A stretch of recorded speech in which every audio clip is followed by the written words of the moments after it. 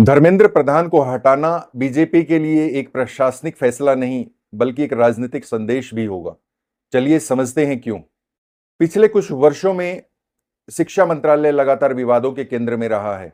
NEET परीक्षा को लेकर गंभीर सवाल उठे, यूजीसी नीट 2024 परीक्षा रद्द करनी पड़ी, भर्ती और प्रवेश परीक्षाओं की पारदर्शिता पर बहस हुई और लाखों छात्रों के बीच ये धारणा मजबूत हुई कि परीक्षा व्यवस्था में व्यापक सुधार की आवश्यकता है। इन सभी घटनाओं ने एक सवाल खड़ा जरूर किया है, क्या इसकी राजनीतिक और प्रशासनिक जवाबदेही तय होगी?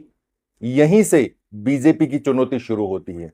अगर सरकार शिक्षा व्यवस्था में हुई चूकों के बाद भी कोई बड़ा कदम नहीं उठाती, तो विपक्ष इसे जवाबदेही से बचने की कोशिश बताएगा।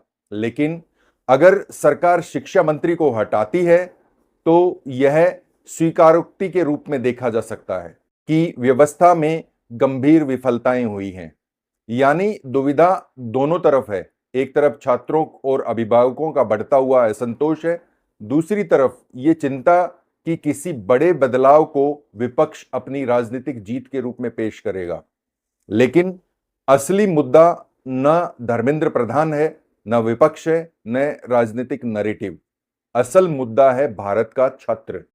वो छात्र जो वर्षों की मेहनत के बाद परीक्षा देता है, वह परिवार जो अपनी बचत, कोचिंग और पढ़ाई पर खर्च करता है, वो युवा जिसका पूरा भविष्य एक निष्पक्ष परीक्षा प्रणाली पर टिका होता है। इसलिए सवाल ये नहीं होना चाहिए कि मंत्री पद पर कौन बना रहे और कौन नहीं। सवाल ये होना चाहिए कि क्या परीक्षा प्रणाली पहले से अधिक पारदर्शिता पूर्व बनेगी?